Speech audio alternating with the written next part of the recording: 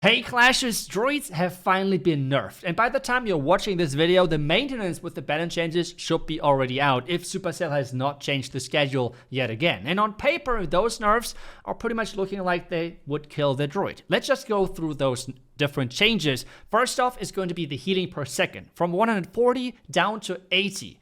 The duration of the droid from 30 down to 25 seconds, and the hit points of the bear cut in half. That is quite a bit. That is a lot of changes to nerf the droid, and trust me, I have tested that as well. You won't really feel the difference as much as you might think. I will give you in just a second a side-by-side comparison with an attack from before the balance changes and after the balance changes, and you can see yourself if you think that droids are dead. But trust me, they're still so strong.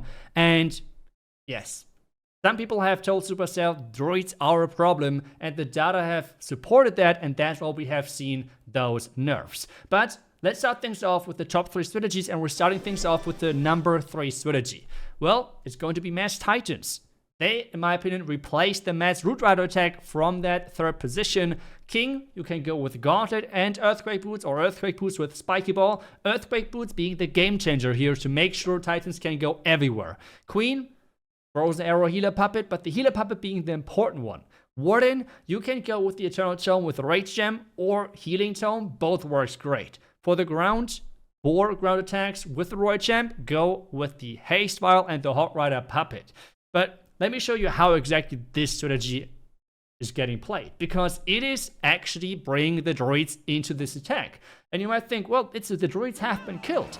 All of those attacks which you will see in this video today are with the new droids, okay? All of those attacks are with those balanced changed droids, and you can tell me after if they actually look as weak as you might think, okay?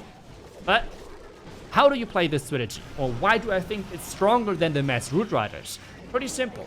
Root Riders have to follow defenses. Titans do not, and that is the big difference. For this strategy, you just have to go into one corner with the Queen, the other next closest corner with your Siege Barracks, and then in between with the P.E.K.K.A. and the Titans. Go with the Warden everything in the beginning with adding one droid, and then as you're getting to the core, use the Warden ability and then get the other droids in there as well. The big game changer now, and this is kind of the skill which you have to learn now because it's important with the droids, is the rage timing.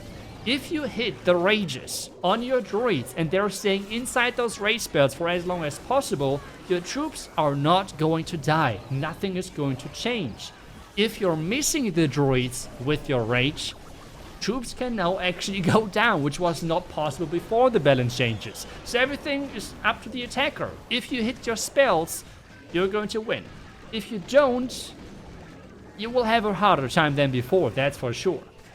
For us, for this attack, we still see, like, we have 2 out of the 4 Titans still alive. The Queen is alive. We have a swag spell, and it is just still so strong. And as you make sure that you get those ranges right, you are still going to get your 3 stars every single time. And as I said, every single attack today is going to be with the new balance changes. So the nerfed droids have been used in that attack.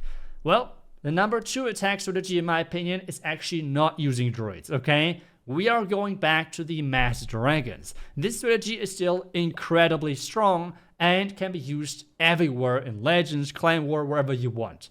For the King, you will go with the Vamp Stash and the Spiky Ball. That's the best equipment combination. You can as well go with the Gauntlet instead of the Spiky Ball, but the Spiky Ball is quite nice to snipe some defenses who are further inside the base. That's exactly the reason as well why we're going to bring the Giant Arrow, because that thing is just a monster and taking down the sweepers or air defenses further inside the base.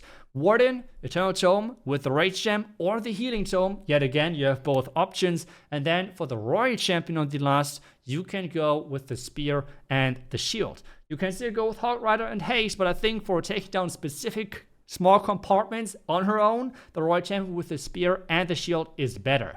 For us, well, I want to avoid the clan cast. We want to enter from the top side with the dragons, and I want to take down the backside sweeper because of that. Make sure that you're drawing a line between the entry building where you want to deploy your queen, and then draw the line a bit further, and that's where you have to deploy your own queen. With that, we're going to shoot the giant arrow and get that out of the way right away, the sweeper is gone. Next step for us, dragons in from the top side. As I said, we want to enter from the top side with our dragons, warden behind, and then the king with the queen. For the king, you have a couple of options. You can support the queen. You can make sure that you're, well, not going with the queen and funnel on the other side. You have freedom right there. But for me, I'm going to protect my queen. Another key thing for this strategy is how you deploy the clones. Do not stack all of them on one spot. That is not good. That will give you fails with the strategy. You have to do something which I like to call a clone street.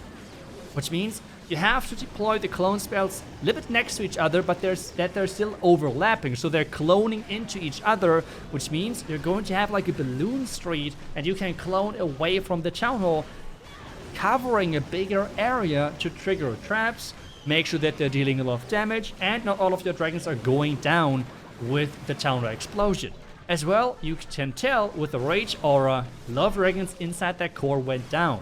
This is where the healing tome would have been coming clutch, coming in really clutch. But yet again, it's obviously then less damage for your dragons without the rage gem. So that is totally up to you. But as I said, both works great. And now let's come to the surprise. Well, nothing has changed, guys.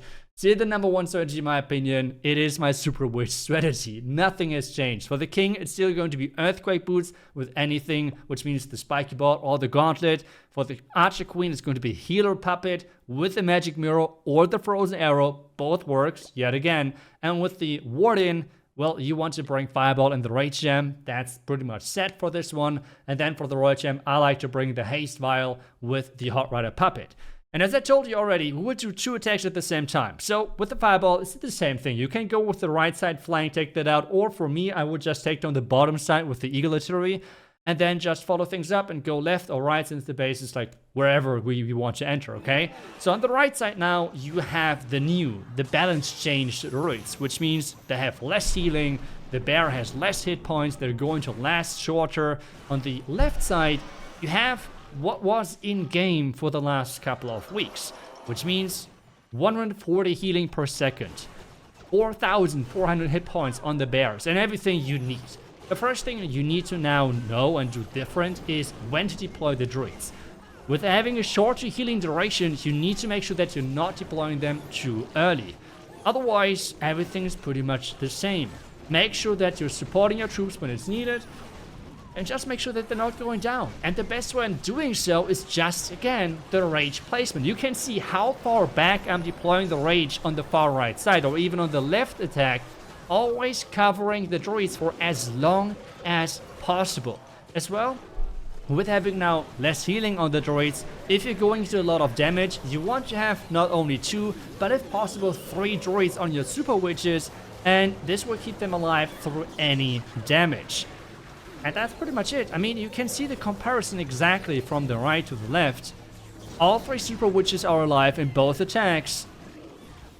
The base has no chance in both attacks, and I can just tell you guys, like, on paper it looks like this trope is done, right? Like, this, it just looks like, okay, the druid is just dead. It's like there has been so many nerfs in the stats, it can't be usable anymore. But this is just showing how strong it was before, right?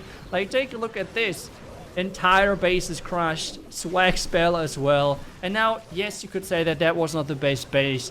Totally fine if you say that, but again, the overkill looks pretty much the same on both attacks. We have 3 super witches alive, so as I said earlier, if you hit your rages, you are going to be fine. This is the big thing you have to make sure. This is now where it's not unforgiving anymore. If you misplace your rages or swag them or do anything bad with them, this is where you can fail now. But as long as you're catching your druids with those rages, you're going to be so fine. So, I hope I was able to give you some more insights as well. Obviously, as always, the timing of those balance changes is not optimal, but since it's not really changing any ranking whatsoever with the strategies, I guess it doesn't really matter if it's during the Clan War League, after, before, whatever. As well, I guess it was really important to get them out quite quick because of the World Championship being around the corner, right? So that's another thing which is kept in mind. And, well, let me know what you think about them. Was I able to convince you that